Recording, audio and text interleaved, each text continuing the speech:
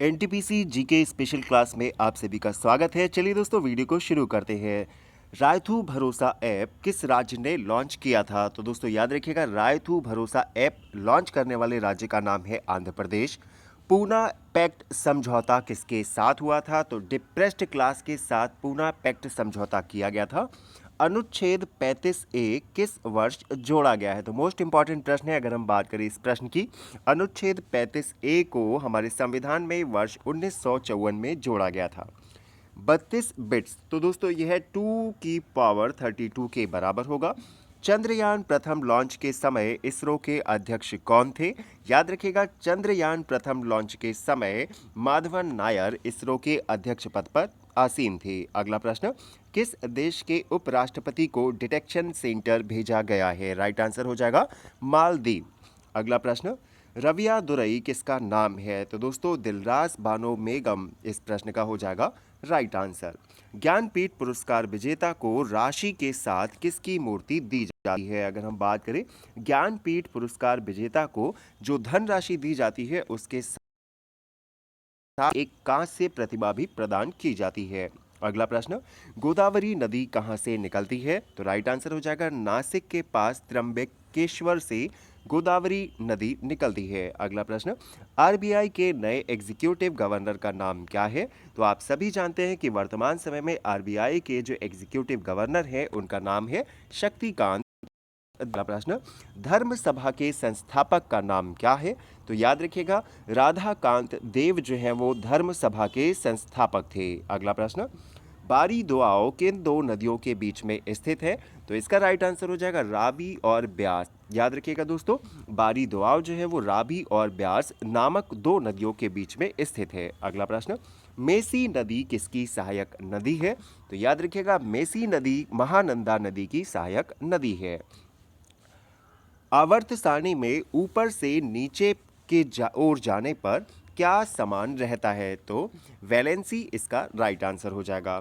अगला प्रश्न देखते हैं, इनमें से कौन सा कथन सही है? तो दोस्तों एनटीपीसी की परीक्षा में जब आपसे प्रश्न पूछा जाएगा तो उसमें ऑप्शन के हिसाब से आप राइट आंसर टिक करेंगे। फिलहाल अगर हम बात करें तो घूमर जो है वो राजस्थान का नृत्य है। अगला प्रश्न देखते हैं, इनमें कक्षा में नहीं पाई जाती है? तो दोस्तों कार्बन मोनोऑक्साइड जो है वो एसिड रेन में नहीं पाया जाता है। अगला प्रश्न, दाद बीमारी के पीछे मुख्य कारण क्या होता है? तो फंगस यानी फफूंद इसका राइट आंसर हो जाएगा। अगले प्रश्न को देखते हैं, कौन सा समिट इन्वायरमेंटल प्रोटेक्शन के लिए पहला समिट था? तो राइट आंसर हो जाएगा इसका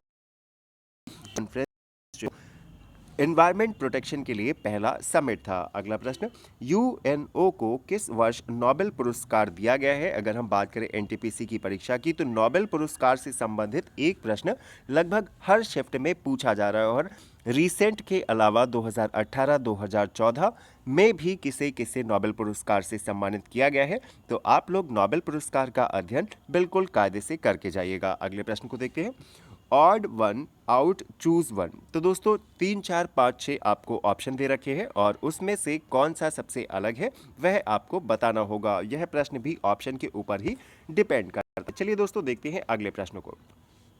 कुचिपुड़ी लोक नृत्य किस प्रदेश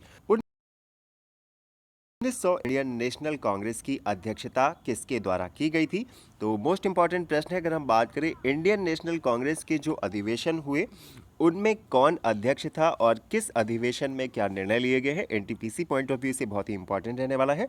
याद रखिएगा 1931 में जो कराची का अधिवेशन हुआ है उसकी अध्यक्ष पटेल के द्वारा की गई थी। अगले प्रश्न को देखते हैं, मौलिक कर्तव्य किस अनुच्छेद में आते हैं? तो याद रखिएगा आर्टिकल 51 पार्ट ए के अंतर्गत मौलिक कर्तव्यों का वर्णन किया गया है।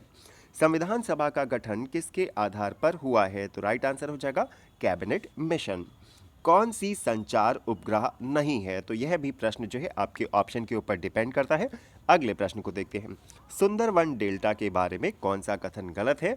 तो सुंदरवन की लहरों से बनता है सुंदरवन डेल्टा, यह कथन गलत हो जाएगा। अगले प्रश्न को देखते हैं, HTTP में P का एक्सपेंड क्या होगा? तो दोस्तों कंप्यूटर में टर्मिनोलॉजी में यूज होता है HTTP, फुल फॉर्म होती है हाइपर टेक्स्ट ट्रांसफर प्रोटोकॉल, जहां पर P जो है वो प्रोटोकॉल को रिप्रेजेंट करता है। आईपी को डोमेन नेम में क्या कौन कन्वर्ट करता है? तो राइट आंसर हो जाएगा डीएनएस। घरेलू भाषा की प्रथम राष्ट्रीय पत्रिका कौन सी थी? तो याद रखिएगा, मोस्ट इंपॉर्टेंट प्रश्न है। अगर हम बात करें इस प्रश्न की, द बंगाल टाइगर घरेलू भाषा की प्रथम राष्ट्रीय पत्रिका थी। अगला प्रश्न, इंडिया में मिसाइल और सैटेलाइट कहां से लॉन्च की जाती है? तो व्हीललेस आइलैंड, जिसे दोस्तों व्हीलर द्वीप के नाम से भी जाना जाता है, इस प्रश्न का हो जाए। दोस्तों देखते हैं अगले प्रश्न को। Dreams from my father's book, जी dreams from my father book के लेखक कौन है? तो अमेरिका के पूर्व राष्ट्रपति नाम है बराक ओबामा इस प्रश्न के लेखक। अगला प्रश्न, कंप्यूटर की स्पीड किस पे ऊपर डिपेंड करती है? तो दोस्तों कंप्यूटर में एक डिवाइस जिसे हम ग्राफिक कार्ड के नाम से जानते हैं, और जितना हाई कैपेसिटी का आपका ग्राफिक कार्ड होगा, कंप्यूटर की प्रोसेसिंग स्पीड उतनी ही ज़्यादा होगी। अगले प्रश्न को देखते हैं। भारत में सबसे ज़्यादा पैसा किस क्षेत्र के अंतर्गत आता है? तो दोस्तों हमारी अर्थव्यवस्था में होते हैं 3 सेक्टर, प्राइमरी, द्वितीय और तृतीय। सबसे ज़्यादा जो है हमारे टेरिटरी यानी तीसरे सेक्टर के अंतर्गत आता है, और इस सेक्टर को हम सर्विस सेक्टर के नाम से भी जानते हैं। अगला प्रश्न, यूनेस्को धरोहर में कौन शामिल नहीं है? तो मांडू मंदिर समूह जो है यूनेस्को की विश्व विरासत धरोहर के अंतर्गत नहीं आता है। अगला प्रश्न, यूएनओ का कौन पार्ट नहीं है? तो फूड और एग्रीकल्चर जो है वो यूएनओ के अंतर्गत नहीं आता है। अगला प्रश्न देखते हैं। किस राज्य की तटीय सीमा सबसे अधिक लंबी है? तो दोस्तों भारत का गुजरात राज्य की जो तटीय सीमा है वह सबसे लंबी है, और इस प्रश्न को कई सारी परीक्षाओं में पहले भी कई बार पूछा जा चुका है। प्रश्न को देखते हैं। साफ्टा में कौन सा देश शामिल नहीं है? तो दोस्तों इसका राइट आंसर हो जाएगा सिंगापुर। इसके अलावा जितने भी क्षेत्रीय ऑर्गेनाइजेशन है, रीजनल ऑर्गेनाइजेशन है, उनके बारे में आपको डीपली पढ़ के जाना है। अगला प्रश्न को देखते हैं। दांडी मार्च के साथ कौन से आंदोलन की शुरुआत की गई थी? तो याद रखिएगा दोस्तों, दांडी मार्च के समय ही सविनय अवज्ञा आंदोलन की भी शुरुआत की गई थी। चलिए दोस्तों देखते हैं अगले प्रश्न को। नालंदा यूनिवर्सिटी का निर्माण किसने करवाया था? राइट आंसर हो जाएगा कुमार गुप्त। कौन सा देश परमाणु संपन्न नहीं है? तो दोस्तों यहाँ पर आपको इंडिया, चीन, पाकिस्तान के साथ जापान भी ऑप्शन में दे रखा था। इंडिया, चीन, पाकिस्तान ये तीनों ही एटॉमिक कंट्री हैं, यहाँ पर न्यूक्लियर पावर है। इसके अलावा जापान, इसके लिए राइट आंसर। अगला प्रश्न, वर्ल्ड हैप्पीनेस इंडेक्स कौन जारी करता है? तो यूनाइटेड नेशन इस प्रश्न के लिए हो जाएगा बिल्कुल राइट आंसर। फीफा रैंकिंग नवंबर 2020 तक कौन सी कंट्री जो है वो पहले स्थान पर थी? तो बेल्जियम इसका राइट आंसर हो जाएगा। अगला प्रश्न, ई गवर्नेंस अवार्ड किस ऐप ने जीता है? तो भारत की भीम ऐप इस प्रश्न के लिए हो जाएगा बिल्कुल राइट आंसर। भीम यूपीआई इस प्रश्न के लिए बिल्कुल सही विकल्प था। अगला प्रश्न, रैम मेमोरी, तो दोस्तों यह विकल्प बेस्ड प्रश्न था। चलिए दोस्तों देखते हैं अगले प्रश्न को। विश्व की सबसे बड़ा डेल्टा किस नदी पर बना है? तो प्रश्न के लिए राइट आंसर हो जाएगा गंगा। निम्नलिखित में से किस वैज्ञानिक को 2019 में पद्म विभूषण दिया गया है? तो दोस्तों विभूषण अवार्ड की घोषणा की गई है, आप उन्हें भी पढ़ के जाइएगा। अगर हम बात करें वर्ष 2019 की, तो रोहिणी एम गोडबोले और प्रोफेसर शारदा इस प्रश्न के लिए हो जाएगा राइट आंसर। डब्ल्यूटीओ के प्रेजेंट डायरेक्टर का नाम क्या है? तो रॉबर्टो एजेवेदो इस प्रश्न के लिए हो जाएगा बिल्कुल राइट आंसर। साधारण नमक का सूत्र क्या है? तो बिल्कुल बेसिक प्रश्न है। NaCl जो है केमिकल फार्मूला होता है जब हम बात करें साधारण नमक की। चलिए दोस्तों बढ़ते हैं अगले प्रश्न की ओर। महात्मा गांधी कांग्रेस के अध्यक्ष बने थे? तो दोस्तों बेलगाम अधिवेशन के दरमियान गांधी जी INC के राष्ट्रीय अध्यक्ष के पद पर चुने गए थे। अगला प्रश्न, नीति आयोग का अध्यक्ष कौन होता है? तो इसका राइट आंसर हो जाएगा प्रधानमंत्री। बंगाल का विभाजन किस गवर्नर जनरल के समय में हुआ था? तो दोस्तों आप जानते हैं 1905 में बंगाल का विभाजन हुआ था, और उस समय लॉर्ड कर्जन गवर्नर जनरल के पद पर थे। अक्टूबर 2020 में उपराष्ट्रपति कौन है? तो वर्तमान समय में हमारे वेंकैया नायडू हैं जो उपराष्ट्रपति के पद पर है, जो कि इस प्रश्न के लिए हो जाएगा बिल्कुल राइट आंसर। ऊर्जा की इकाई क्या होती है? तो दोस्तों साइंस में यूनिट से एक आ रहा है, और अगर हम बात करें ऊर्जा की इकाई की, तो जूल इस प्रश्न के लिए हो जाएगा बिल्कुल राइट आंसर। सबसे उम्र दराज प्रधानमंत्री कौन है? हालांकि यह प्रश्न डिपेंड करता है ऑप्शंस पे, मगर जब यह प्रश्न पूछा गया था तो उसमें देसाई इस प्रश्न के लिए हो जाएगा बिल्कुल राइट आंसर। NTPC फेज 3 और फेज 4 के लिए यह वीडियो बहुत ही इंपॉर्टेंट है, क्योंकि आज की वीडियो में सिर्फ और सिर्फ हम पूछे गए प्रश्नों को डिस्कस करें। और आप अगर एनटीपीसी के एग्ज़ाम को फॉलो कर रहे हैं तो आप देख रहे होंगे कि कई सारे प्रश्न जो है रिपीट होते जा रहे हैं और रिलेटेड कंटेंट जो है वो पूछा जा रहा है। चलिए दोस्तों बढ़ते हैं अगले प्रश्न की ओर। First CEO of railway board, most important प्रश्न है और इसका राइट आंसर हो जाएगा विनोद कुमार यादव। अगला प्रश्न, कौन सी अंतर्राष्ट्रीय संस्था पर्यावरण से संबंधित है? तो UNEP, United Nations environment protection. अगला प्रश्न, मुंबई स्टॉक एक्सचेंज किस रोड पर स्थित है? इसका राइट आंसर हो जाएगा दोस्तों दलाल स्ट्रीट। इसके अलावा यह भी पूछा जा चुका है कि एशिया का सबसे पुराना स्टॉक एक्सचेंज कौन है? तो उसके लिए भी आपका राइट आंसर हो जाएगा बॉम्बे स्टॉक एक्सचेंज। बढ़ते हैं अगले प्रश्न की ओर। मुस्लिम लीग की स्थापना कब हुई थी? तो दोस्तों कहाँ हुई थी? यह इसकी स्थापना की गई थी ढाका में। How many characters are in hexadecimal number? तो दोस्तों 2 4 8 16, तो 16 इसका राइट आंसर हो जाएगा। सबसे ज़्यादा बार फीफा वर्ल्ड कप किस देश ने जीता है? तो याद रखिएगा दोस्तों, सबसे ज़्यादा बार ब्राज़ील देश ने फीफा वर्ल्ड कप को जीता है। बढ़ते हैं अगले प्रश्न की ओर। CSIR डायरेक्टर जनरल कौन है? तो इनका नाम है डॉक्टर शेखर सी मंडे। यूएसए और रूस को कौन सा जलडमरूद्ध मध्य को जोड़ता है? तो दोस्तों बियरिंग स्ट्रेट इस प्रश्न के लिए हो जाएगा बिल्कुल राइट आंसर। और कम समय में हम क्वेश्चंस को कवर करेंगे, यही हमारा इस वीडियो का उद्देश्य है। कौन नहर प्रशांत महासागर अटलांटिक महासागर को जोड़ती है? तो प्रशांत और अटलांटिक महासागर को आपस में जोड़ती है। हीनयान महायान किस धर्म से संबंधित है? तो बौद्ध धर्म से संबंध हो जाएगा दोस्तों हीनयान और महायान का। बढ़ते हैं अगले प्रश्न की ओर। आरबीआई माने रिजर्व बैंक ऑफ इंडिया का जो हेड ऑफिस है, मुख्यालय स्थित भारत की आगे स्थित है। अगला प्रश्न, मुद्रा राक्षस पुस्तक किसके द्वारा लिखी गई है? तो दोस्तों याद रखिएगा विशाखा पंत इस प्रश्न के लिए हो जाएगा बिल्कुल आंसर। पूछा गया था दोस्तों सार्क की फुल फॉर्म क्या है? तो मोस्ट इंपॉर्टेंट प्रश्न है और बिल्कुल बेसिक प्रश्न है, याद रखिएगा South Asian Association of Regional Cooperation SAARC की फुल फॉर्म है। बढ़ते हैं अगले प्रश्न की ओर। अक्टूबर 2020 तक सेबी का चेयरमैन कौन था? सेबी की बात करें, securities exchange board of India है और सिक्योरिटीज में यह डील करती है, रूल्स रेगुलेशन बनाती है और इसके चेयरमैन का नाम है अजय त्यागी। बढ़ते हैं की ओर। 2020 आईपीएल में सबसे ज्यादा विकेट लेने वाले खिलाड़ी का नाम? तो दक्षिण अफ्रीका के रवाडा इस प्रश्न के लिए हो जाएगा राइट आंसर। इनमें से कौन सा ऑपरेटिंग सिस्टम है? तो दोस्तों एंड्रॉयड जो है वो मोबाइल्स का ऑपरेटिंग सिस्टम होता है। आप और हम में से ज़्यादातर लोग एंड्रॉयड मोबाइल ही आज के समय में यूज़ कर रहे हैं। अगले प्रश्न को देखते हैं, बुलंद दरवाज़ा कहाँ पर स्थित है? तो फतेहपुर सीकरी इस प्रश्न के लिए हो जाएगा राइट विकल्प। लंदन शहर के किनारे बहने वाली नदी का नाम क्या है? तो लंदन शहर के किनारे जो नदी बहती है थेम्स नदी के नाम से हम उसे जानते हैं। अल हिलाल पत्रिका किसके द्वारा लिखी गई है?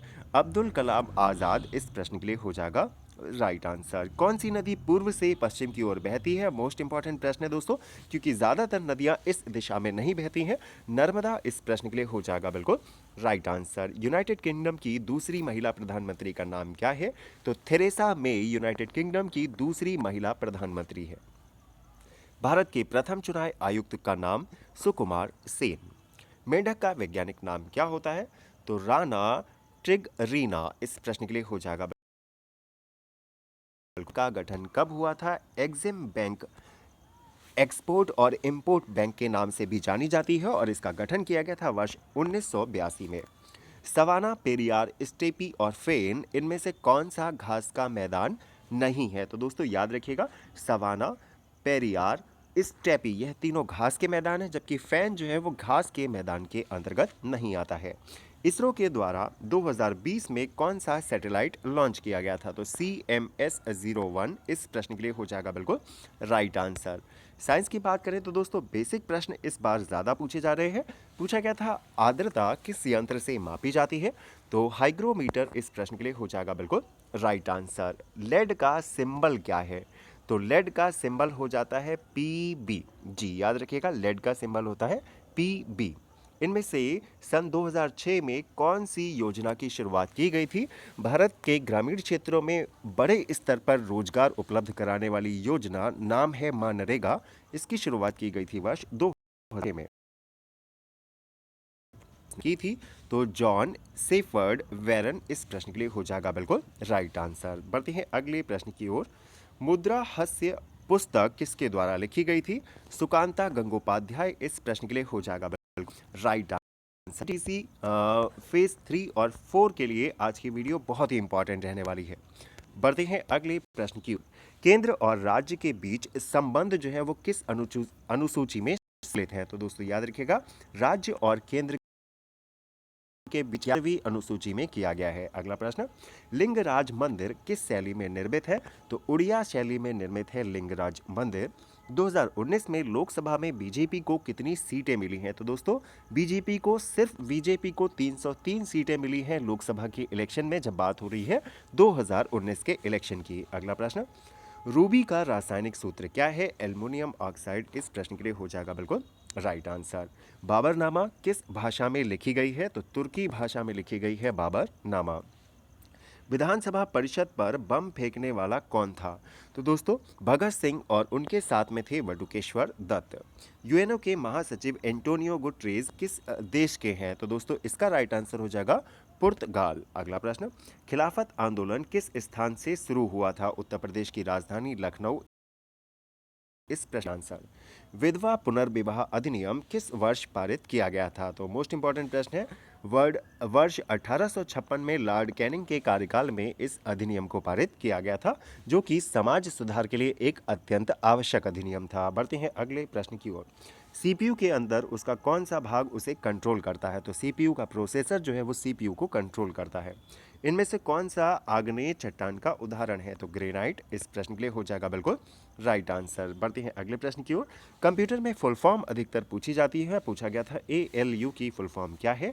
अर्थमेटिक लॉजिकल यूनिट इस प्रश्न के लिए हो जाएगा राइट आंसर। सन 1919 में इंडियन नेशनल कांग्रेस का आयोजन कहां पर हुआ था? तो राइट आंसर हो जाएगा अमृतसर। जीएसटी, तो दोस्तों जीएसटी मोस्ट इंपॉर्टेंट टॉपिक है अगर हम बात करें एनटीपीसी एग्जाम की।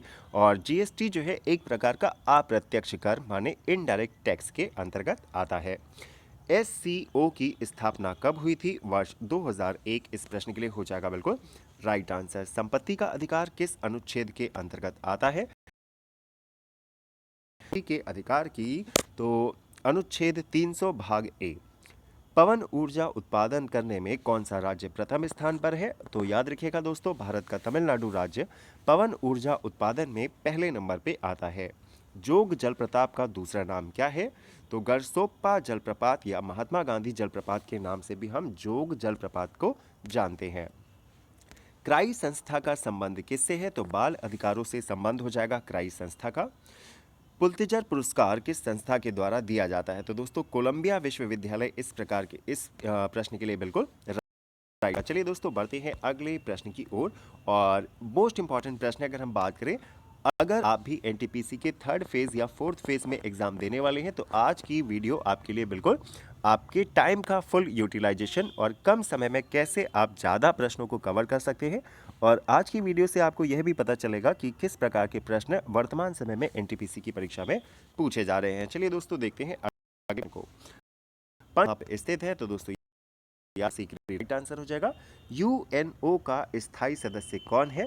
तो दोस्तों ऑप्शन में आपको फ्रांस दे रखा था, याद रखिएगा यूएनओ में कुल 15 सदस्य होते हैं, 5 जो है परमानेंट मेंबर रहते हैं और 10 जो है वो नॉन परमानेंट मेंबर रहते हैं। और भारत भी वर्ष 2021 में यूएनओ का अस्थायी सदस्य बन गया है। चलिए दोस्तों देखते हैं अगले प्रश्न को।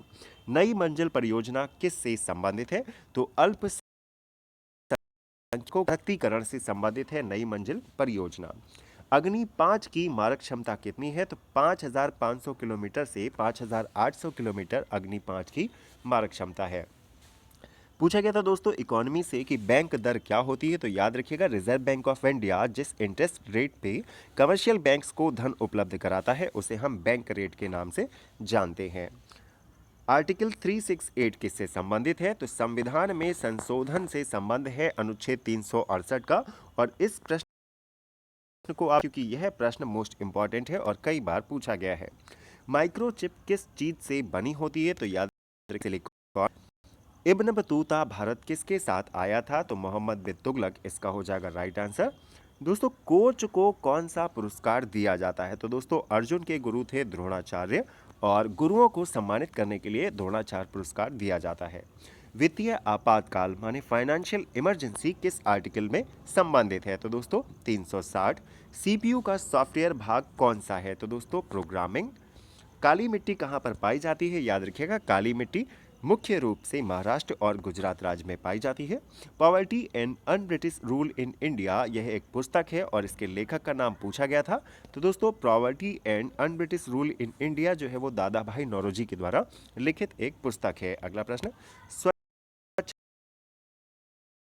अभियान के साथ इस बारी बेटी बचाओ बेटी पढ़ाओ से भी कई सारे प्रश्न पूछे गए थे। याद रखिएगा 2 अक्टूबर 2014 इस प्रश्न के लिए हो जाएगा राइट आंसर। खेल के खिलाड़ियों को कौन सा पुरस्कार दिया जाता है? तो दोस्तों अभी द्रोणाचार्य के बारे में हम डिस्कस कर चुके हैं और अर्जुन पुरस्कार जो है वो खिलाड़ियों को दिया जाता है। नमक आंदोलन दांडी मार्च कब शुरू हुआ था? तो मोस्ट इंपॉर्टेंट प्रश्न है, याद रखिएगा 12 मार्च 1930 को दांडी मार्च की यात्रा शुरू की गई थी। स्विट्जरलैंड किस पर्वत श्रेणी के अंतर्गत आता है? आल्प्स राइट आंसर हो जाएगा। धान की कटाई के समय कौन सी गैस निकलती है? तो याद रखिएगा दोस्तों धान की कटाई के समय मीथेन गैस निकलती है।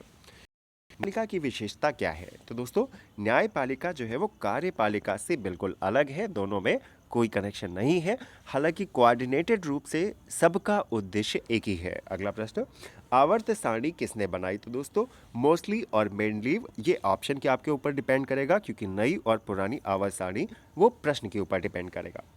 अगला प्रश्न, कौन सा वन क्षेत्र संरक्षित है? तो काजीरंगा इस प्रश्न के लिए हो जाएगा बिल्कुल राइट आंसर। महिलाओं में कौन सा हार्मोन पाया जाता है? तो दोस्तों इसका राइट आंसर हो जाएगा एस्ट्रोजन। चेचक की टीके की खोज किसने की है? तो दोस्तों इसका राइट आंसर था एडवर्ड जेनर। चलिए दोस्तों बढ़ते हैं अगले प्रश्न की ओर। वायु दाब किस में मापा जाता है? तो दोस्तों सारे बिल्कुल बेसिक ना, बैरोमीटर। बुलर झील कहाँ पर स्थित है? तो राइट आंसर हो जाएगा जम्मू कश्मीर। कोलेरू झील कहाँ पर स्थित है? तो याद रखिएगा दोस्तों यह आंध्र प्रदेश। माँ के पेट में पोषण कहाँ से मिलता है?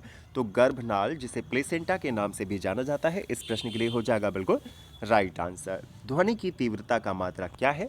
तो ध्वनि की तीव्रता को दोस्तों हम मापते हैं डेसिबल में। बढ़ते हैं अगले प्रश्न की ओर। ILO का हेडक्वार्टर कहाँ पर स्थित है? तो Geneva Switzerland. Nano technology Bharat में किस वर्ष अपनाई गई थी? याद रखिएगा 2007। 2019 में मैन बुकर पुरस्कार किसे दिया गया था? मार्गरेट एडवर्ड और बर्नार्डाइन एवरिस्टो को यह पुरस्कार दिया गया था। हड्डी से हड्डी को कौन जोड़ता है? तो लिगामेंट इस प्रश्न के लिए हो जाएगा राइट आंसर। अशोक ने मध्य प्रदेश में कहां पर बौद्ध स्मारक का कराया था? तो सांची का स्तूप आप सभी जानते हैं। राष्ट्रपति पर महाभियोग किस अनुच्छेद के तहत लगाया जाता है? तो याद रखिएगा आर्टिकल 61 के तहत भारत में राष्ट्रपति के ऊपर महाभियोग लगाया जा सकता है। 1929 में सेंट्रल असेंबली में बम देखने वाले कौन थे? तो दोस्तों भगत सिंह बटुकेश्वर दत्त इस प्रश्न के लिए हो जाएगा बिल्कुल राइट आंसर। हवा की शक्ति को मापने वाला यंत्र, तो एनीमोमीटर के नाम से इसे जानते हैं। भूकंप को मापने वाला यंत्र, तो भूकंप के बिना तो कोई परीक्षा कंप्लीट हो नहीं सकती है।